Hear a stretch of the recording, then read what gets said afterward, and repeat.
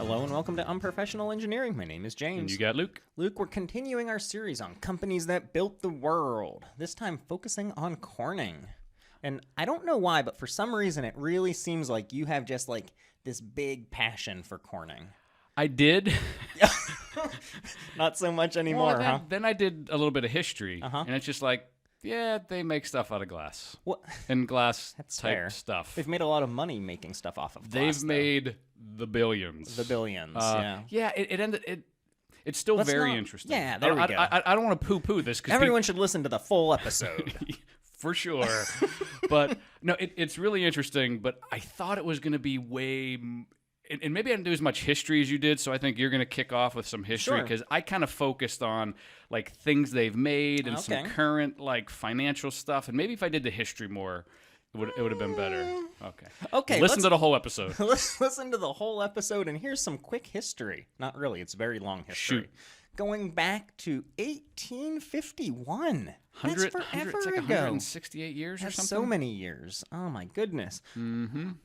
Amory, Amory, Houghton purchased part of the Bay State Glass Company in Cambridge, Massachusetts, and founding Union Glass Company in nearby Somerville 3 years later. So he's up in the Massachusetts area enjoying those nice winters. So he sold all of that off, and he bought the Brooklyn Flint Glass Company in Brooklyn. Hey, nice, in Brooklyn in 1864. And he bought it, quote, with his sons. So it sounds like they're a bunch of, do-nothings living off of dad's intelligence and money. I'm sure. Which, this is just jealousy speaking. That's essentially what I do. Yeah, me too. Thanks, Dad, for my dad's a meat cutter. My I love him, but he's a meat cutter. Right. I don't know if I could You live could have followed in his footsteps. I could have cut meat. You do sometimes, I like do for dinner, sometimes. I just do. very small amounts. All right. So apparently, after he sold off the Brooklyn Flint Glass Company in Brooklyn, 4 years later, they moved to beautiful Corning, New York, renaming it Corning Flint Glass. And Western New York was picked for a couple of reasons. One, if you know the area, there's all the transportation there. So the railways, as well as, at least now, like the giant interstates, lots of roads going east and west, north and south in those areas. So you could distribute your products easily. But also, there's just a wealth of coal and wood.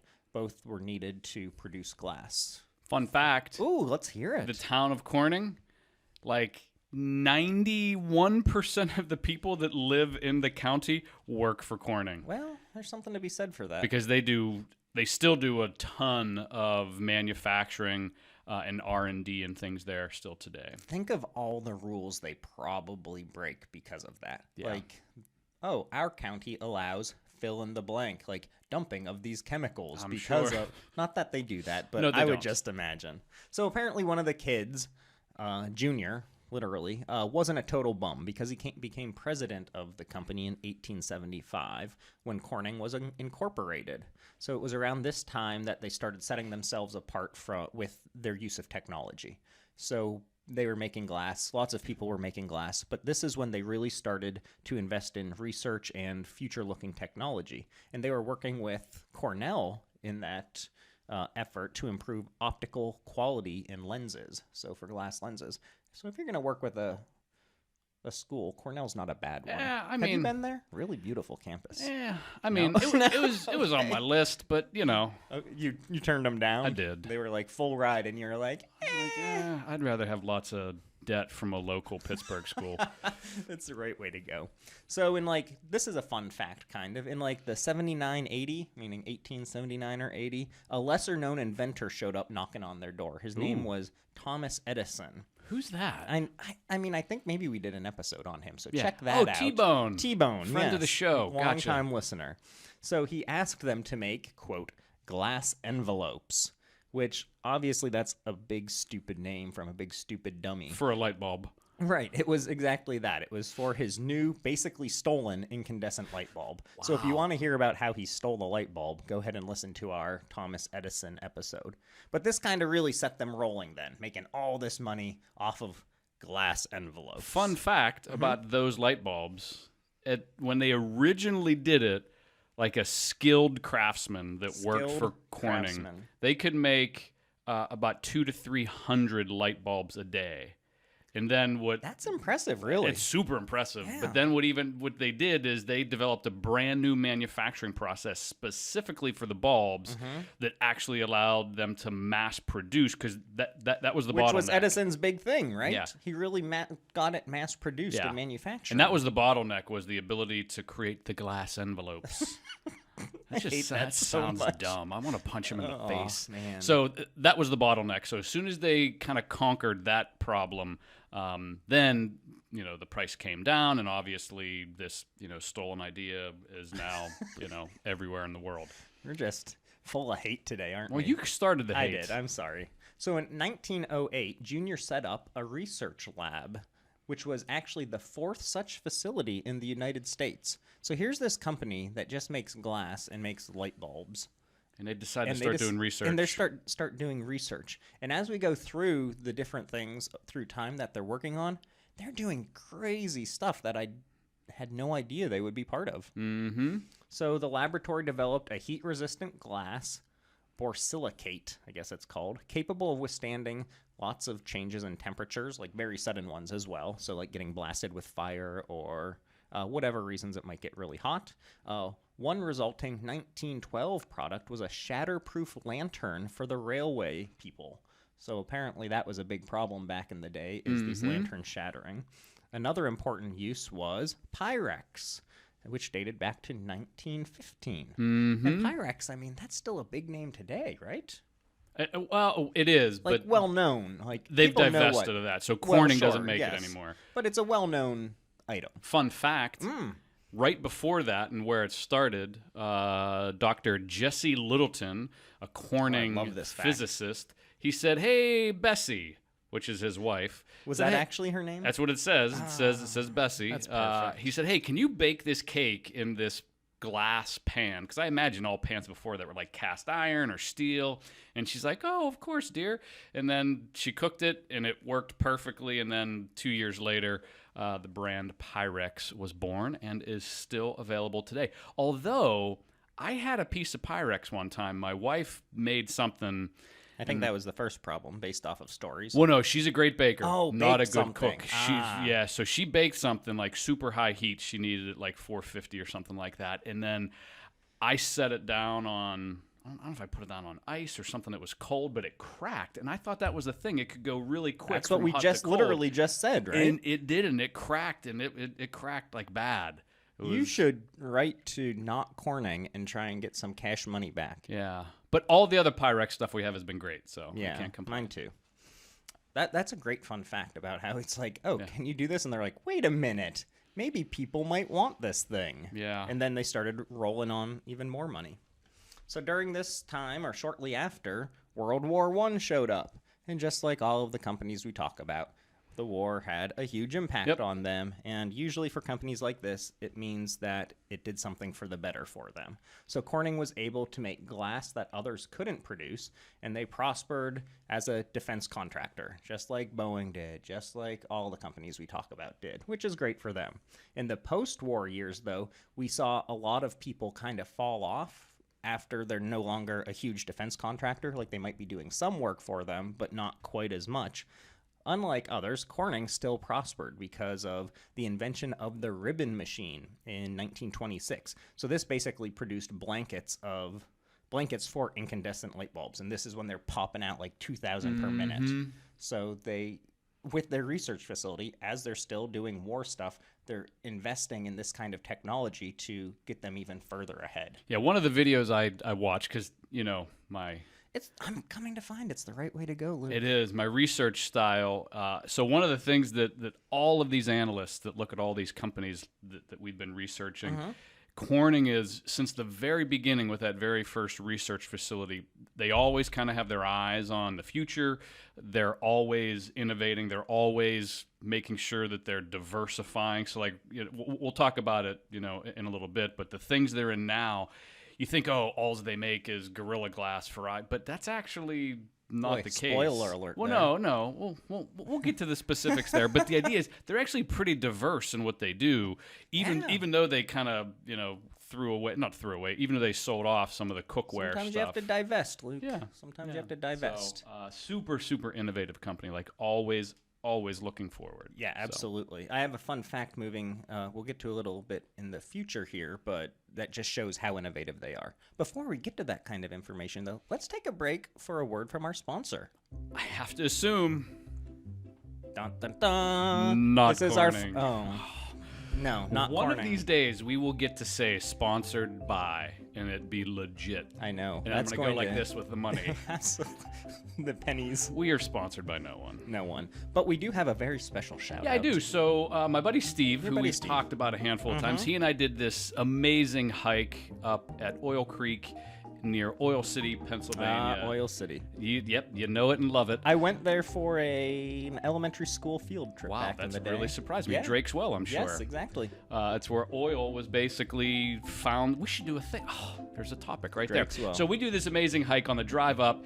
He basically poo-poos our Where We Are in 20 Years Thanks, episode. Steve. I know. And specifically, he didn't like my take on electric vehicles. Because his thing was, well, what do we do with all these batteries? You know, because basically in one electric vehicle, I forget what the number is, there's thousands of basically AA batteries.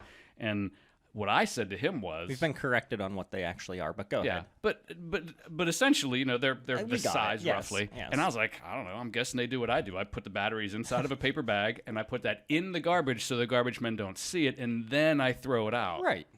And that's exactly it. And you know that Elon's already figured that problem He out. has a whole crew of people. All they do is take the batteries, put them in bags, put them in other bags. And then he made a whole different company as well called the Boring Company, where he digs a big hole and they then just take their bagged up batteries and dump them down the hole. So, Steve, when you're listening to this, because I know you're a big fan, now we know what we do to solve that problem. Yeah, If they dig deep enough, they'll hit magma. And it'll just that'll melt. just melt them, and boom, problem Did solved. you say magma like Dr. Magma.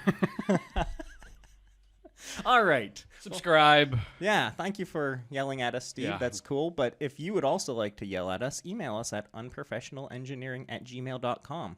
I've been off for a few weeks, and so I am literally 100 plus emails behind. But I swear, someday I will get back to you. Someday. Subscribe. Write in with ideas Reviews. for topics. Yeah, all that good stuff. We love it. We love it. Okay, moving on. Moving on. So before we do, fun fact for you, Luke. Shoot. Great-grandson of Amory, the guy who started this all, was president of Steuben, which was a division of Corning. I wonder if that was in, like, Steubenville or something. Maybe. But anyways, he was the president of that thing, and he decided, you know what, we're only going to sell quality products of the highest design. 'Cause, Alrighty. you know, why not? So what do you do when you make that decision? You go into the warehouse and you smash $1 million worth of lesser quality glass products. Sounds like he had some anger management I was going to issues. say that's great stress What? relief, right? That's I bananas. would love to go smash some glass. Oh, another thing Steve said is I use that's bananas all the time. Oh, you do say that's bananas. I do? Yeah, my friends actually like call me Cat. Like he's a cool cat a lot too. Yeah. So you have Okay, a couple sorry. catchphrases. That's Sorry. good. It's bananas how often you use that. It is bananas. Okay, so for me, I'm moving on to like the 30s, 40s. Do you have anything else before So then? so 30s, like 1930s and 40s. That's the one. We did the Pyrex. Yeah, you're good. Okay. You're good. I like you taking the lead on this one. All right, I love it. So oddly enough, the years of the Great Depression were not so depressing for Corning. Nope. Like, how is that a thing? So there was lots of expansion going on. During that time, Corning built the 200-inch mirror for the Mount Palomar telescope in 1934. So again, that investment in technology kind of helped them with the pain of the Great Depression, which is awesome. But this was the largest piece of cast glass up until that time, and it was actually the second version of that mirror. The first one was a miscast, and it's actually on display in a museum in Corning, New York. If you want to go see it, yeah. So that's kind of cool, right? That's very cool. You know? They also started producing things like silicones in the early 1930s. During this time, Corning began a policy of joint ventures with other companies. So Corning gets tacked onto a lot of other names. The one I'm familiar with, based on where I grew up, is Owens Corning. Yep. They make insulation. Insulation, fiberglass, right? And it was reorganized in 1938, a year after Pittsburgh Corning Corporation began producing glass blocks. I remember that. So shout out to Pittsburgh. You remember that in 1930? No, but I remember the brand. Oh, yeah. The glass block brand. Yep. And then another big one was Dow Corning. So they were really big into this joint venture thing. And they still do that to this day. I don't know if they do. brand it with their name as much, but like just the other day I heard Apple's investing like multiple millions of dollars into, they're giving Corning money to pay them to buy glass off of them still. Yeah. Which is, it's weird. Yeah, I don't get it. It is interesting. But if you look internationally too, they do this all over the world where they're partnered up with companies everywhere. So rolling through all these joint ventures that they do during World War II, cathode ray tubes were mass produced by Corning, and this was used for radar detection systems in like 1942. So again, leading the technology field, being able to use things that they already knew how to do, and benefiting from war, like these companies always do. Corning also manufactured a strengthened form of glass tableware for the U.S. Navy, because you don't want your tableware breaking, right? Nope. Later advancements in the decade included improved thermometer tubing, ribbon glass as a use for electronic components, photosensitive glass, and more. How nice. All sorts of nice. All sorts of nice. All right, so, I'm tired of talking. Yeah, so I kind of have some from 60s to like the current roughly. Let's hear so one of the coolest ones that I didn't know, and this one's actually extremely cool. So in 1961, the Mercury spacecraft makes its first successful American manned trip, and the windows were heat-resistant windows manufactured by Corning. I guess whenever I thought about like these spacecraft, like why would why would you put a window on it? It's like, why does it matter? But I guess, if they would ever have to, steer by hand, if the controls, like the programming didn't do it Push for your them. board on there. You got to look out the window. Yeah, so they had windows and they were made by Corning. And fun fact, every single manned American trip to space from Gemini all the way through Apollo has had Corning glass in the windows. Wow. How about that? Isn't that crazy? Good for them. Yeah. That is crazy. I never even thought of that. I had no idea that would be something. If you haven't checked out our episode on the Mercury spacecraft, it's because we have not done one. So We haven't? Not the Mercury. It's a good idea. It's an idea. Next up, we're going to jump to the 70s. Ooh, the 70s. And this was a big one. So fiber optics were kind of a thing before the 70s, like the concept of them. But this guy by the name, or a couple of them, so Dr. Maurer, Donald Keck, and Peter Schultz developed the first optical fiber capable of maintaining signal strength of lasers over a significant distance. So basically, they developed like the best fiber optic cable you can imagine. And we're still using fiber optic cables today. Now they have fiber optic cables, these are made out of glass that can actually bend, like a real bend, like not like a curve and still not break, where you'd have to fuse it and all that sort of stuff. But at the time, the fiber optic cable they developed could carry 65,000 times more information than its copper counterpart at the time. Wow. That's crazy. That is very crazy. Yeah, that the advancements that they were making over and above what copper could do were amazing. And the crazy part is they weren't making any money off of this. This again was all part of their research. All research. And they could see, or they were predicting that this was going to be big. And they were losing money on all of the research, but they knew that over time this was going to get better and better, and that there were limitations to the current setup of copper, and the investment ended up paying off. Big time. Big time. Big time? Yeah. Hold on. Before we go any further, I want to go back into the 50s a little bit. Okay. One fun fact for you. Shoot. In 1952, Corning's Dr. Donald Stokke discovered that photosensitive glass could be transitioned into glass ceramics. The company further developed pyroceram in 1957, and ever since, few kitchens have gone without Corningware. And so, for these inventions, Stokke would be awarded the National Medal of Technology in 1986 for his materials inventions, and would go on to be inducted into, which I think I might get into soon, the National Inventors Hall of Fame in 2010. That's the white Corningware stuff you've seen. So you've seen coffee pots and the dishes with the glass lids. That's the Corningware brand, I believe. Yeah. So to go on a little further about the National Medal of Technology, Corning has won that 4 times which is I mean, pretty you've won it crazy. at least once, so how hard I could have it be? 2, but I'm two. kind of a big deal. But they've won it 4 times for their products and process innovations, an honor granted by the President of the United States to American inventors and innovators, or companies as well, who have made significant contributions to important technology. So other companies that have won it are people like IBM, or companies like IBM, Xerox, and Raytheon. So these are, Corning, they make glass. I cook with their stuff, and they're making game-changing technology all the time. 4 of them. 4 of them. Very good.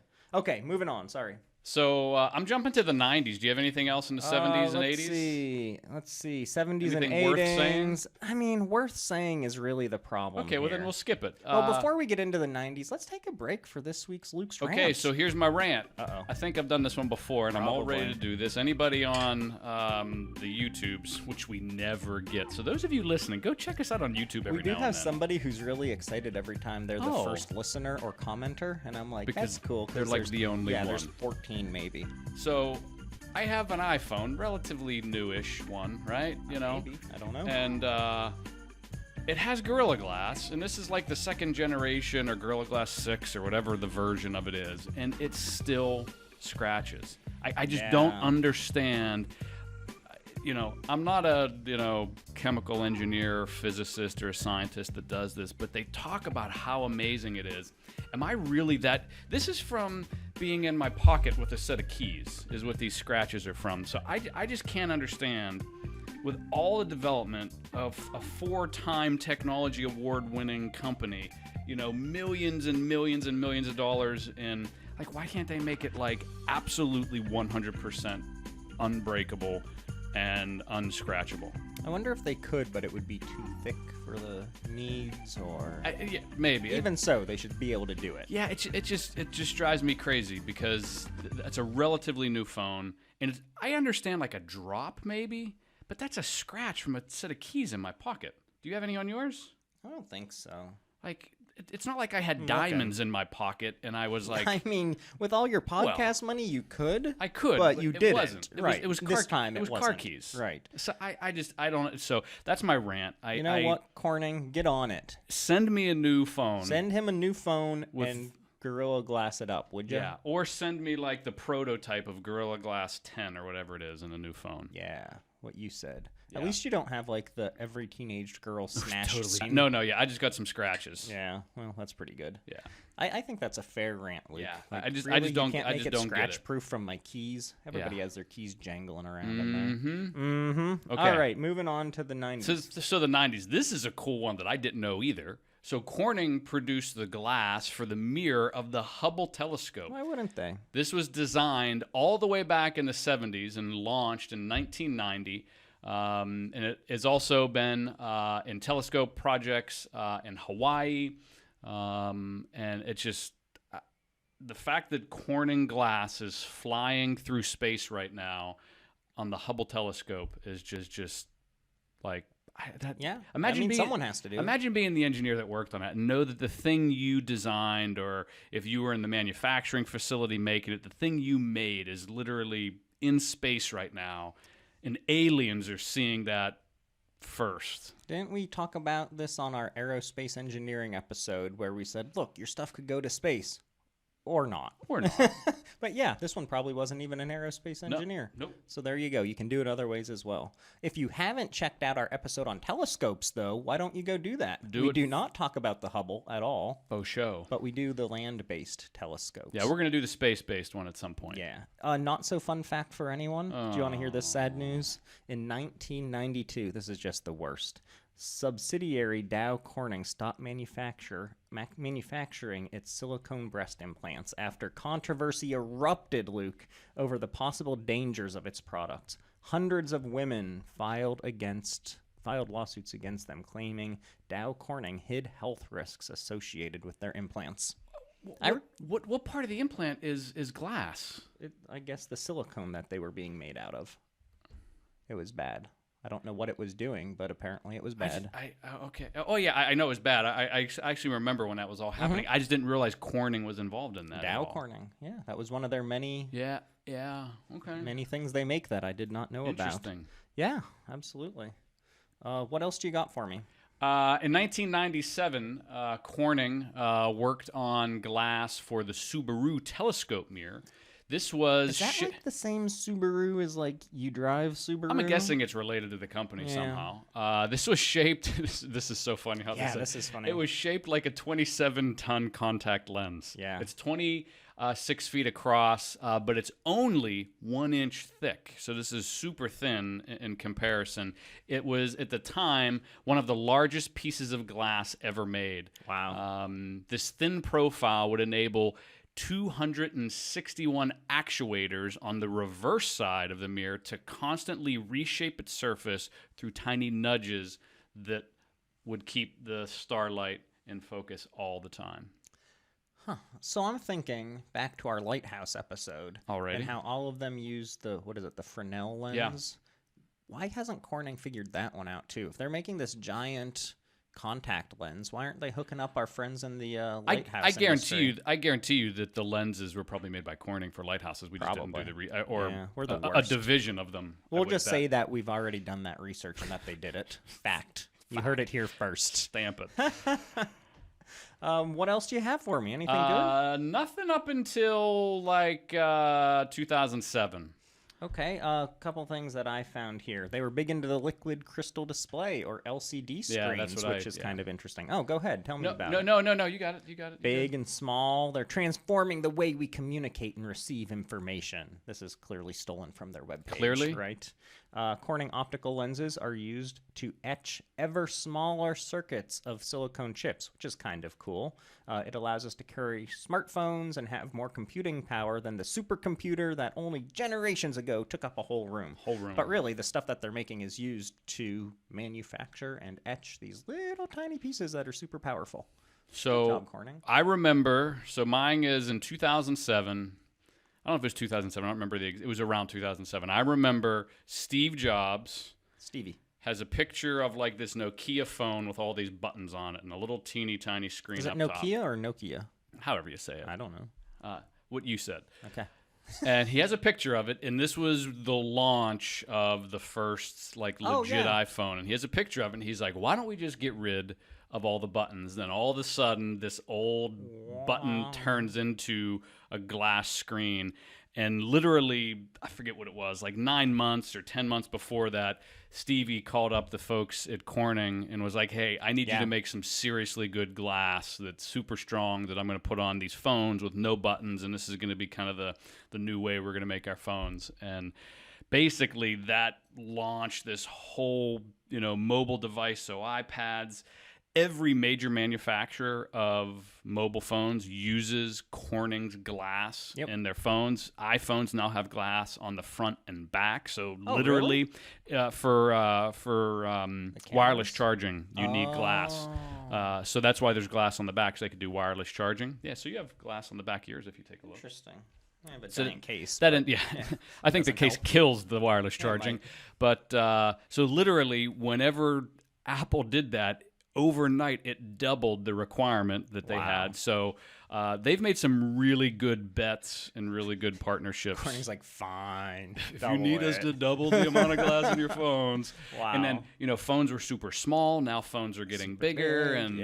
And when you think about glass, whether it's for TVs, whether it's for mobile devices, Corning isn't about like units. Like you're never going to have 3 phones. No. Our friend Ananda has 2, but that's a different story. Ananda. But it's not like the volume of devices are going to increase, but things like glass on both sides, bigger phones, so they account for their stuff based off of like surface area. Like they measure like the square inches of glass they make per year, not necessarily per unit, because I'm only going to have one phone. I'm never going to have 5 phones. I'm going to have 1 or 2 TVs. Maybe you have more. A lot of TVs. Yeah, you do. So I have some financial stuff if we're ready to talk about that. One more thing. One other thing that they're working on, again stolen from their webpage, is that stem cells are grown in biological surfaces, which are not optimal for cell therapy applications because they're costly. Corning solves this problem using the Corning Synthemax surface. So it's synthetic and animal-free. It supports the growth and differentiation of stem cells and provides scientists with more biologically relevant information. So again, another thing that I would have had just never thought of that they'd be involved with. But Yeah. probably not a huge field of making cash money that you're going to talk about, but interesting. So here's where the cash money breaks down. So in 2018, they had a revenue of $11.4 billion U.S. dollars. 37% was optical communication, so fiber optics essentially. Yeah, 29% of it was display tech, so that's the Gorilla Glass market essentially. Specialty materials, because they make all kinds of things for all different companies. 11% was environmental technology. 8% is what you were just talking about, is life sciences, and then there's 2% of, I don't know, whatever else they make. I can't read the picture. Interesting. So they're still, fiber optics is still How could it not dominating, be? Yeah. a big part of what they're doing. And something that helped that, this was just announced, I saw this not too long ago. So Verizon plans on purchasing 12.4 million miles of fiber optic cable between 2018 and 2020 for a tune of $1.05 billion minimum. So they're guaranteed between now and 2020 over $1 billion minimum just from Verizon, nobody else. Well, that's nice. That's nice for them. I'm happy for them. That is crazy. So they have 108 plants. It is bananas. 108 plants. They're in 15 different countries. They employ over 51,000 employees. And the one thing so this is kind of a fun fact, I guess, but so back way back in 1967, they developed fusion forming. And I saw this video of how this works. So this is what makes Gorilla Glass. So they take this molten glass, and very few people have ever seen this. I did. It was on the internet. I'm sure it was just a video that I could see. But so they basically take molten glass, it's some special formula, and it falls down into this V channel where there's two independent flows of lava glass. They're separated. They meet in the middle, and then they fuse. And that process of when they hit again and touch makes it does something. super strong, like a gorilla. Then it falls 7 stories in sheets of molten glass, and by the time it gets to the bottom, it's hardened enough that they can cut it and break it down into their smaller sheets. So the fusion glass making facility is at least 7 stories because it falls 7 stories. How does someone even come up with that? It's like, how do you know that stretching the glass slowly and cooling it over time and separating it and refusing it at a certain temperature is going to make it stronger? And so it's a really cool process, and that is what that is a process that makes Gorilla Glass. Fun fact, and this is my last thing. Gorilla Glass is in over 6 billion devices. Wow. That's a few. Billion. Yeah. Billion. That hurts my head. Yeah, that's a lot. That's a lot. Do they own Gorilla Glue then as well? No, they do not. Do they just buy the name? I'm not sure. Is it like working with Westinghouse and they just slap their name on it now? Perhaps. Maybe. Interesting. Okay. They don't? You sure they don't own Gorilla They Glue? don't. Okay, good This to was know. funner than I thought. I had a good time as well. You I added the enjoyed history it. to this, and That's you right. made it better. So. Again, we made the perfect combination, Luke, like peanut butter and jelly. Peanut butter and jelly. Chocolate and peanut butter. Mm-hmm. Anchovies on pizza. And with that, hopefully you all enjoyed this one as well. And until next time. See ya.